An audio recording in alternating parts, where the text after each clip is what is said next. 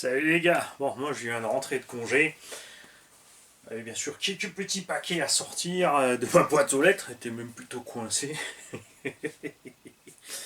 Et à bord de ça, nous avons reçu ces moteurs là. Raystar, disponible sur Banggood à 35-37 euros, frais de port compris, commandé le 28-12, reçu le 4.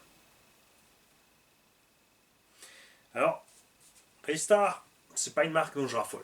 Bien sûr, c'est des rebadges d'autres. On a souvent eu des soucis de qualité avec les moteurs, notamment au niveau des roulements, des rotors, du carrelage, de la qualité des aimants, et enfin globalement la qualité des matériaux qui constituent les moteurs. Mais je me suis dit qu'à ce prix-là, on va voir ce que ça vaut. On a ici un moteur Surpass. Ces moteurs, vous les connaissez aussi. Eux aussi, le prix a grimpé dernièrement, ils ne sont plus disponibles au prix où ils étaient au départ.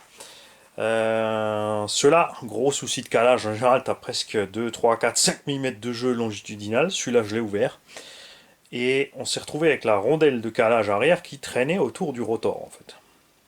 C'est pas les premiers, on avait ce souci aussi, on a eu quelques moteurs Hobbytech sur les premières générations, quand ils sont passés sur les moteurs Goul'R-C, qui équipent aussi les Hobo, attention, donc ceux qui ont l'espèce de design en étoile devant dans le carter, qui équipent aussi le Serpent Eutregi par exemple, avec ce genre de blague. J'ai plein de gens qui sont passés me voir avec des moteurs cramés ou bloqués, on les a ouverts, on a constaté que cette rondelle se baladait. Maintenant c'est mieux. Chez Hobbytech, ils n'ont pas lié au problème tout simplement en passant sur les moteurs Hobby, donc tout va bien. Obao et Serpent sont restés sur les Goul'R-C, mais enfin, nous on peut les avoir en Goul'R-C, après ils ont peut-être ailleurs, on ne sait pas. Par contre, plus de problème avec ces moteurs, et dans le Serpent Eutregi, franchement, ce moteur a le feu. Et il marche d'enfer. Et dans les dernières VT aussi que j'ai vu évoluer, il y a aussi ce moteur, et ben ça n'a plus rien à voir avec le moteur qu'on avait. Souvenez-vous, on avait fait une vidéo avec un VS qu'on avait reçu d'un tonton qui plafonnait à 57, quelque chose comme ça. On a mis une dent en plus, on était limite de cramer le moteur avec la surchauffe et on peinait à passer les 60. Donc voilà. Pourquoi j'ai ce surpasse là? Ceci donc, ce fameux moteur Raystar. Déjà une typique des moteurs Hobby dernière génération, si tu regardes. Donné en 42, 76 ou 75, par rapport aux autres qui sont en 74. Alors on ne sait pas si ça vient de la taille du carter avant, si effectivement dedans c'est plus long ou pas que les autres. Bon, les 76 qu'on avait ouverts, il n'y avait pas de différence. Tiens, d'ailleurs, regarde, j'ai ici ce Team Magic aussi, dans ces moteurs dessus. Regarde voir par là. Bouge pas bien ici. Voilà, ça c'est le design qu'on était habitué à voir. Donc ça c'est leur badge Team Magic. Les carters de ceux-là sont différents. Devant tu as des vis M3 en tête fraisée. Tu as deux trous M4 et 4 M3.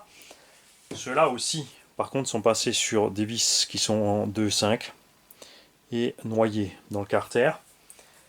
Donc est-ce que la différence de taille vient de là? Même pas, la taille du carter devant est le même. Donc on verra ça plus tard. Point de vue des aimants là, ça va, on a un petit peu de résistance. Après il y a plein de marques qui changent un peu la qualité des aimants pour changer les résistances. Le dernier Castel a plus non plus les aimants qu'ils avaient dans le temps, c'est-à-dire, souvenez-vous sur le moteur Flux Torque du HP Savage, que tu prenais le machin, tu tournais par cran vraiment très dur. Là tu vois ça va relativement facile. Cela c'est pareil. Et là nous avons donc ce nouveau moteur Raystar. Je l'ai pris parce que je veux tester. Alors, on a aussi une différence sur les prises. Ce qui peut être bien. C'est bien d'avoir plein de choix, même si c'est les mêmes moteurs à la base, parce qu'il y a plein de gens qui ne peuvent pas souder, tout simplement. Ça, c'est cool, parce que ça permet de le brancher dans les variateurs série Max, dans les variateurs Traxxas et Castle. Alors que ceux-là vont plutôt aller dans les Quick Run, et tout ce genre de choses, tous les Robadge Connect et compagnie. Team Magic aussi, j'utilise ce genre de prise. Et moi j'ai donc ici un R-Evo 2 dans lequel on a collé un vrai moteur Hobbywing 2200 kV comparé au moteur Traxxas qui n'est plus du tout, il n'a plus rien à voir avec du Castle. Les aimants ont plus la même résistance et à l'intérieur, vous l'avez vu quand on l'a ouvert, Si vous ne l'avez pas vu, retournez voir la vidéo. Je crois que c'était dans la vidéo du UDR. Vous allez dans la playlist du UDR à l'unbox. On a ouvert le moteur. On a constaté que dedans, rotor et stator commençaient là derrière. Enfin, on était plus petit. On a aussi comparé le rotor par rapport à un rotor d'un moteur 74 mm standard. Il nous manquait effectivement 2-3 mm sur les mains ou plus. Et c'est ce qu'on va voir là-dedans. Qu'est-ce qu'on a là-dedans? Et on va pouvoir monter ce moteur. J'ai pris en 2250 et en 2000. Bon, j'ai un 2200, c'est pas les 50 kV qui ont fait une grosse différence. Même s'il m'a un peu plus, on saura que ça vient de là. C'est pas ce qu'on veut voir. Ce qu'on veut voir, c'est niveau perf, chauffe, autonomie. Parce que vous avez vu que ce REVO, avec les gens bashing, donc en 6S, donc 2x3 et 5060C, on fait 20-25 minutes par run. On a essayé avec des grosses roues, avec un pignon plus petit, on a mis des roues normales avec un pignon plus grand. Ça revient toujours plus ou moins au même. Parce que quand je change mon pignon par rapport à la taille des roues, c'est pour arriver à la même Vmax. Hein. Donc on va faire cet essai avec ce 2250 à bord pour voir ce qu'il en est. Niveau chauffe, autonomie, performance. Évidemment, s'il est moins performant, c'est qu'il y a un problème. S'il est un poil plus performant, on sait que ça peut venir de là. Et la chauffe. Et évidemment, l'endurance. Hein, on va voir un petit peu. Bah, après, j'aurai pas le temps sûrement de faire une vingtaine de packs pour voir ce que ça donne niveau endurance, mais voilà. Le carter avant est le même que sur le surpass, tu vois. Tout ça, ça sort probablement de la même usine. Alors, ça peut être que le carter qui sort de la même usine, hein, mais genre, c'est rare. Et maintenant, on va en ouvrir un ensemble. On a un bon calage longitudinal. Même pas. Si, ça va. On a un petit jeu, c'est normal. Rien d'affolant. Celui-là, peut-être un peu plus que l'autre. Celui-là a été recalé. Donc là, on a un petit peu... C'est bon. Celui-là, il est full origine, on n'a pas touché. On a le même petit jeu axial, tu vois. Et maintenant, on va ouvrir cette bête. Alors, on va faire gaffe parce que souvent, c'est monté à la petite et les empreintes des vis sont très vite abîmées. On va commencer par lui ouvrir le tulle. C'est le plus sensible. Au niveau de la visserie, je parle. On va faire gaffe. On va peut-être passer par chauffer, mais apparemment, ça va. C'est bon.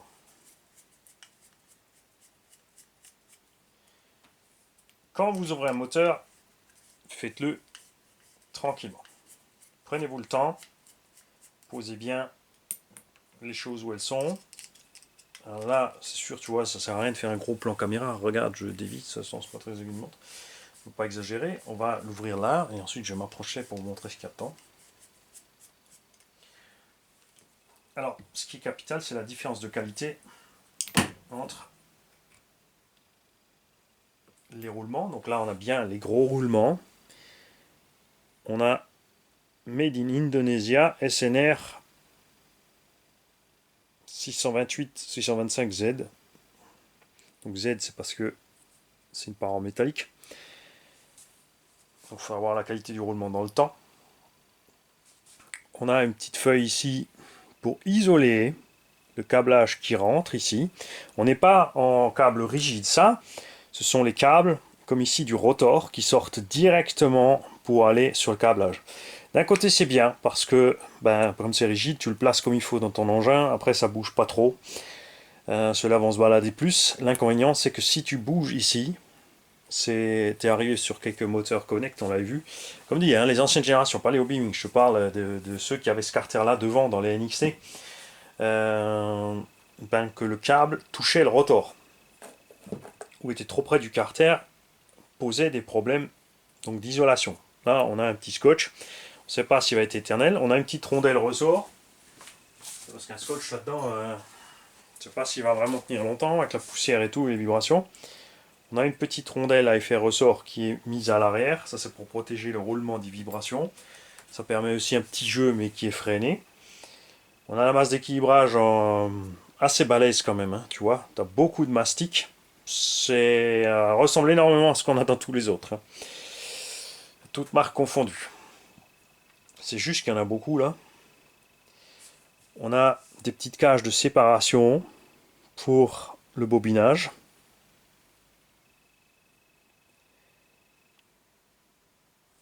Maintenant, on va sortir de là. Alors là, faites gaffe.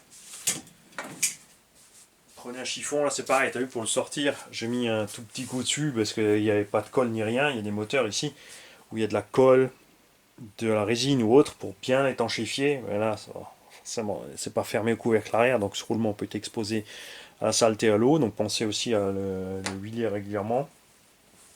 Pas avec du dégrip, hein, faites gaffe. Donc on va sortir, c'est celui-là, le rotor de là. Donc la portée qui va dans le roulement, c'est comme la tige à morteau, la partie de la tige qui passe dans les joints, ça doit rester propre. On va se mettre de ce sens, parce qu'il y a aussi des rondelles de calage devant. On va le sortir par là, pas forcément ouvrir le carter devant, et s'assurer qu'on n'a pas de rondelle de calage. Alors il y en a une au fond en laiton, elle est collée devant. Donc si vous n'êtes pas sûr, ouvrez tous les carters, hein, faites gaffe. Il y a une différence aussi après de qualité sur la fabrication des carters. On a constaté aussi que certains carters, les vis sont à la limite de s'arracher de là et de foutre le camp. Alors la finition n'est pas top top sur les alus, là aussi grosse masse d'équilibrage. On a déjà des petites traces de rouille dans le Kevlar, des petites traces de frottement. Ça, vous en faites pas, ça arrive chez tout le monde. La rouille que tu as là, ça vient de l'aimant du rotor. Tout simplement. Ça passe beaucoup de temps stocké quelque part en bateau, en transport, en machin dans les entrepôts. Résultat, c'est de la ferraille, ça rouille. On va comparer la taille. Par ici, j'ai encore des rotors standards. Bouge pas. Donc ça, c'est un rotor de 68 mm. Donc on est bien plus long sur la partie aimant que le 68. Je crois que j'ai plus de rotor Vélignon. Si. Ah voilà, ça c'était un rotor. Ça c'était un rotor de X-Max. Alors on va me dire, ah, il a un rotor de X-Max, vite. Mais regardez, là il y a eu un bug avec du sable et le roulement, et la portée du roulement abîmée. On a un jeu transversal dans le roulement. C'est pas le bon. Ici on a le roulement. Non, ça c'est un aimant de moteur Serpent MTE, qui est plus gros. Est-ce que j'ai encore un rotor? C'est pas possible, t'as pas me dire que j'ai pas de rotor 74 qui traîne par là.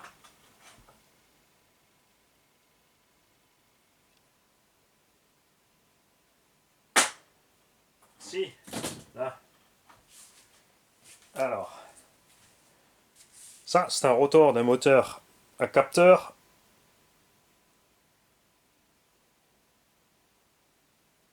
« 74 mm. La vache, il est balèze ce truc. Et c'était un 82 à capteur. Bah non, puisque la longueur de l'axe c'est la même. Tu vois, on a aussi le rotor un peu plus petit. Hein. Voilà, c'est dommage que j'ai pas de... Avec tous les rotors qui traînent. Ah, si. Voilà. Voilà, on a un beau spécimen là qui a explosé. Hein, celui-là, il a mangé. Ça, c'est les rotors basiques qu'on trouve dans les moteurs 74 mm. Tu vois, avec beaucoup moins de masse d'équilibrage dessus.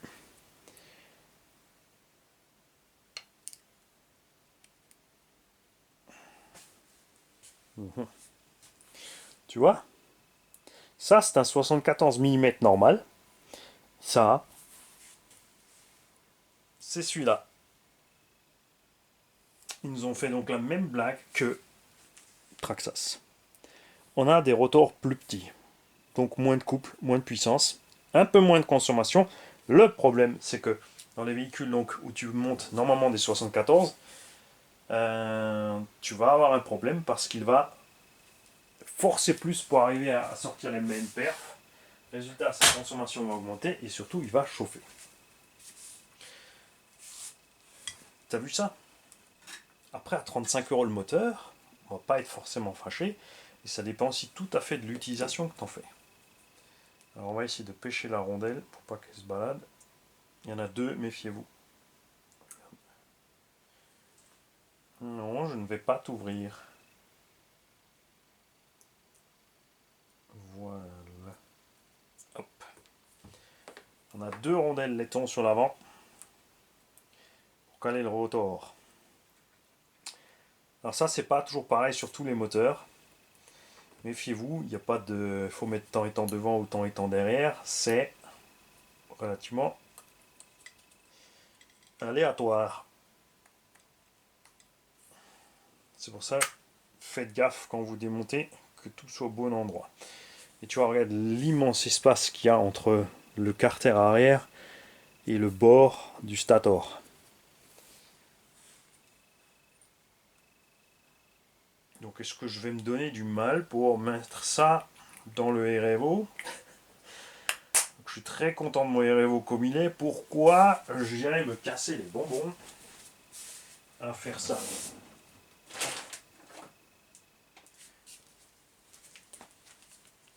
Très bien. Quand tu remontes ça, je te conseille vivement de mettre ce qu'il faut en Loctite.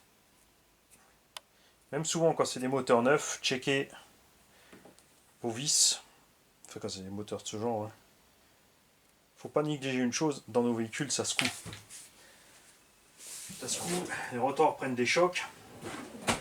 Et on a déjà, plein d'entre nous ont déjà eu le problème d'avoir des vis de carter à l'air qui vont se balader, qui se barrent. Ça endommage tout, ça peut même le perdre jusqu'à flinguer un moteur.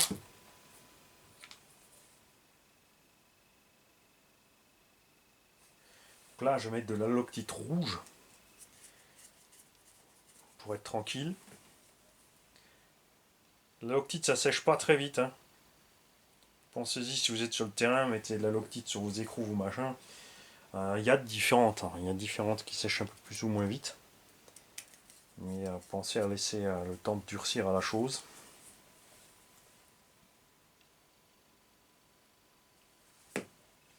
Donc dommage que ces retours soient plus courts pour l'instant. Sur le papier là, enfin sur le papier en vidéo. Façon de parler.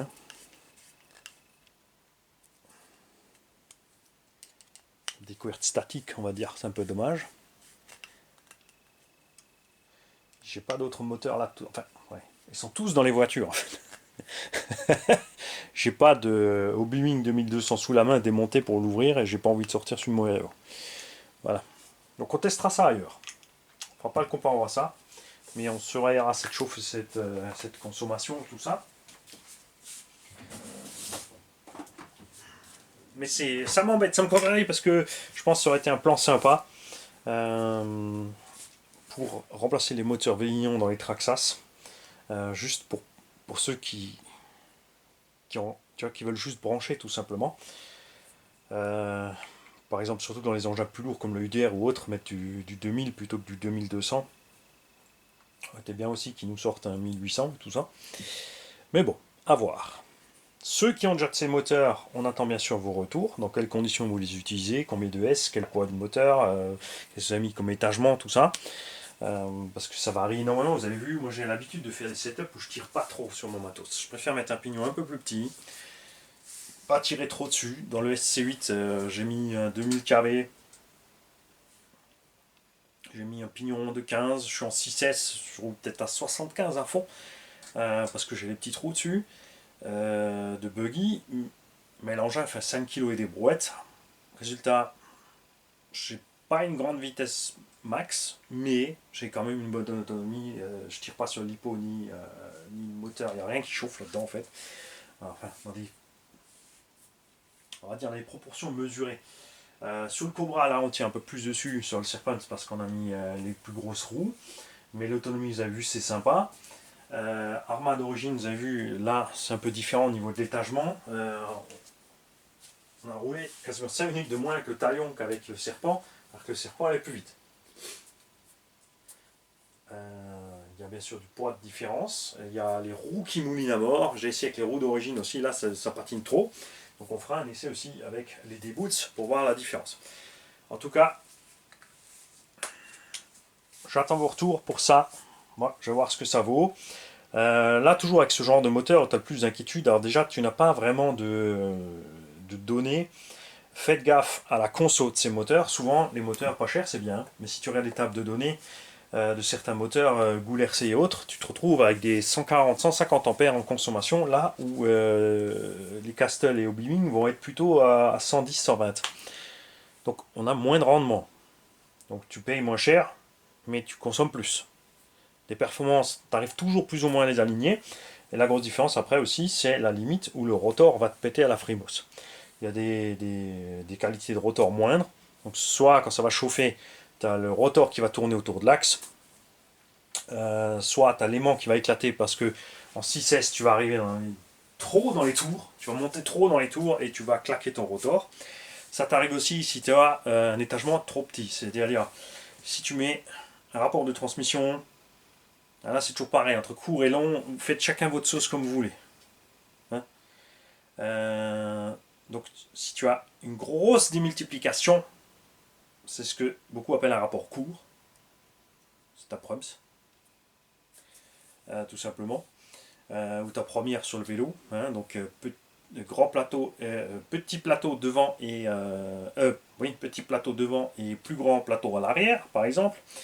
Tu vas être facilement dans les tours max. Tu vas être à fond, on va dire à 50 à l'heure avec ta RC, mais ton moteur, lui, il sera toujours à fond. C'est ce qu'on a fait dans le Traxxas Max Hayabusa. On a mis 1500 kV, on a laissé le rapport d'origine, on a mis 6S. Donc le moteur monte dans ses tours, mais direct. Donc la Vmax, c'est pas énorme. L'engin avance à 75-80, alors qu'on pourrait facilement le faire aller à 120 avec l'étagement d'origine, avec un 2000 ou 2200 kV. Enfin, avec le 2200, on va dire. Enfin, un bon sens, c'est sûr. Et résultat, le moteur est tout le temps dans les tours, donc si tu fais des lignes droites soutenues, lui il mouline à tonf dans ces tours, ce qui n'est pas l'idéal non plus. Donc, si vous voulez changer vos étagements, faites-le, mais faites des petits essais. Essayez voir une dent ou deux en moins, une dent ou deux en plus. Il faut trouver la zone de confort du moteur et qui correspond aussi à ce que vous attendez du véhicule. L'erreur qu'on fait tous, parce que j'ai commencé comme ça aussi avec le brushless, c'est voilà, j'avais un slash, une pignon d'origine 13 dans le 3500 avec un 3500 kV en 36-52 deux pôles à l'époque. Ça marchait bien, mais après quoi? Après tu colles un. Je crois qu'il y avait tout de suite il y avait un pignon de Vmax avec livré 17 ou 19, tu colles l'autre pignon, là ça va vraiment vite, et finalement tu finis par rouler avec ce pignon parce que ça va vite, et résultat tu crames tout. Donc faut jongler, faut trouver la zone de confort de ton combo. Si c'est pas la zone de performance que tu attends, c'est pas la peine de tirer trop sur le matos et il va falloir se diriger vers quelque chose de plus balèze pour faire fonctionner ton véhicule comme tu le souhaites sans cramer le matos. Surtout, comme dit, tu peux le faire, hein, tu vas prendre un moteur qui est livré en 13 dents sur ton véhicule, tu vas coller un 15, un 17, un 19 dents, enfin on va dire 19, le 15 ça passera encore je pense, mais tu passes sur 19 dents parce que là c'est la vitesse que tu veux, mais tu vas diviser par 2 la durée de vie, enfin l'autonomie de ta caisse, et tu vas diviser par 4 la durée de vie de tes lipos. Donc au prix des lipos derrière, et au risque aussi de massacrer un moteur, c'est sûr que c'est la solution la moins chère de tout de suite mettre le pignon plus gros, parce qu'un pignon ça coûte, ça dépend du pignon, entre 2 et 8 euros ou 15 euros dernièrement. J'ai déliré, j'ai trouvé on a cherché les pignons module 32 axe de 5, je me suis dit tiens Arma ils en ont, puisqu'ils ont fait une gamme dans le BLX 3S. Je suis allé voir ça, 15 euros le pignon. Mais ça va pas les mecs, vous êtes à la masse, totalement à la masse. Le pignon Traxxas c'est à 7 euros. Ils sont le double du prix du pignon Traxxas parce qu'ils ont fait un pignon qui va sur le rotor avec le méplat. Le pignon a un méplat aussi, on est juste un perçage. Et moi je suis pas du tout pour, c'est bien qu'on en parle, puisque sur la fragilité des rotors, comme je disais, des pignons Arma qui ont un méplat, les chances de péter vos rotors augmentent. Alors déjà tu as un pignon à 15 balles qui en plus augmente tes chances de péter ton rotor. Je préfère 1000 fois un BTR qui se dessert sur un choc trop violent qui fasse le tour que de défoncer mon axe moteur. Ça aussi c'est quelque chose qu'on verra là, ce qu'ils ont utilisé comme ferraille pour le rotor. Parce qu'il y a plein de qualités différentes. On a des moteurs vraiment, enfin les anciens Castle qui avaient des rotors à toute épreuve quasiment. Et entre temps on a vu chez Arma sur les V3, c'était déjà, enfin V1, V2, V3, le petit caillou qui passe dans la transmise et qui te fait voiler ton axe moteur. Parce qu'il y avait de l'acier zingué, mais plus zingué qu'acier. Donc on ne sait pas ce qu'ils ont utilisé. On va vite en peser un, tiens, pour voir. Niveau qualité, ce que ça donne. Les moteurs de ce genre chez Castle, c'est 360-380 grammes, avec le câblage à l'Écosse. 402 grammes. 402 grammes le moteur, donc matériaux de plus faible qualité. S'il est plus lourd, c'est qu'ils ont utilisé du matos moins balèze. Tu vas me dire, oh, j'en ai peut-être mis plus aussi, mais tu as bien vu qu'il n'y a pas grand chose de plus. Donc 400 grammes pour un 42,74, enfin c'est un 76, mais ça fait beaucoup quand même. Hein. On est à combien sur le surpasse? On n'a pas à être mieux, même pire peut-être. Non. Eh ben tiens, 370 grammes. Et c'est pas les câbles qui font la différence. Hein. Alors ça c'est funky. On est moins lourd là-dessus. Bon, t'as les ailettes. Ok, t'as un bout de câble en plus. T'as les cosses plus grosses, t'as les câbles plus gros. Ok. Mais bon, en tout cas avec un rotor court comme ça, c'est dommage. Donc un peu déçu de ça. Franchement, d'avoir trouvé là-dedans un rotor court. J'aurais quand même pu comparer avec celui-là du coup, parce que celui-là était de la bonne longueur. On va ouvrir le deuxième alors. On a ouvert lequel maintenant? Je ne sais plus. C'est pas grave. Bravo Mani. Voilà. Il n'y a plus qu'à tester. Ce qui est cool quand même, faut le dire. 35 balles le moteur livré dans la semaine. Si tu as un Traxxas, justement avec un Véli qui a cramé, et que tu n'as pas de garantie, pour 35 balles, tu es reparti sur un moteur qui peut faire la même chose. Ça peut être cool. Ah, vous savez dans quoi on va l'utiliser? Enfin, j'hésite. J'ai ici un Team Magic 16 dans lequel j'ai pas encore mis de moteur. Et ça serait peut-être sympa, parce que c'est un engin quand même relativement lourd aussi, 5 kg, de mettre un de ces moteurs là-dedans pour tester là-dedans. À voir. Je crois que j'avais un autre plan pour le test, parce qu'il est plus lourd justement, à cause de l'étagement. Non, je sais pas. On verra ça. Est-ce que je vais vraiment sortir un de mes moteurs pour le fourrer dedans pour tester? Pourquoi pas le tester dans le talion? C'est une option aussi. Ou on le met tout de suite à rude épreuve dans un mouillage. Non, pas avec un rotor court comme ça. Donc à l'occasion, dès que je sors un de mes moteurs d'une de mes machines, par exemple le talion ou autre, on va explorer ça. On ouvrira, il faudra me faire penser les mecs, hein, que j'ouvre l'autre moteur, qu'on puisse comparer la taille des rotors. Si c'est le REVO, bon, on comparera face au vrai Hobby-Wing, comme ça on aura une mesure de base. Non, j'aurais pas pu me prendre le temps avant, y réfléchir avant, parce que je n'ai pas envie, hein, de toute façon. Les mecs, bonne journée à vous et à bientôt. Stop! Stop! Je l'ai trouvé. La petite notice était au fond du colis. Parce que dans le premier que j'avais ouvert, j'avais la notice d'un moteur 36. Donc j'ai pas cherché à fouiner pour la deuxième. Et là, en mettant le colis en pièces pour le mettre à jeter, on avait le papier collé à côté. Donc, méfiez-vous. Le 4275-76 2250 kV est censé faire 2800 watts. Attention, ceci est la puissance maxi. Donc 3 chevaux et demi en gros. C'est la puissance max. La continue en général est la moitié. Et regardez ce que je vous disais, 18 volts max. Donc pas de 6S et consommation 155 ampères. Hein, faites gaffe, le 4276 2000 kV est donné à 21 volts pour 135 ampères. Donc là, théoriquement, 6S c'est 22,2. Donc pour rouler en 6S, il faudrait prendre à partir du 76. Et les RPM max de ces moteurs sont à 50 000. Ça prouve donc que ce sont des rotors de pas super qualité. Puisque les bons rotors prennent 60 000. Donc Hobby-Wing et Castle. Et les très bons rotors, Lehner, Neu et Plettenberg, 70 000 dans cette taille de moteur. Attention, je précise. Tu vois? Donc on a une puissance max équivalente aux autres, puisque 2800 watts c'est aussi ce qu'on a sur le Hobby-Wing en gros et sur les autres. Par contre avec le rotor plus court, tu payes avec la console. Mais normalement 2000 kV x 22, on n'est pas encore à 50 000 tours.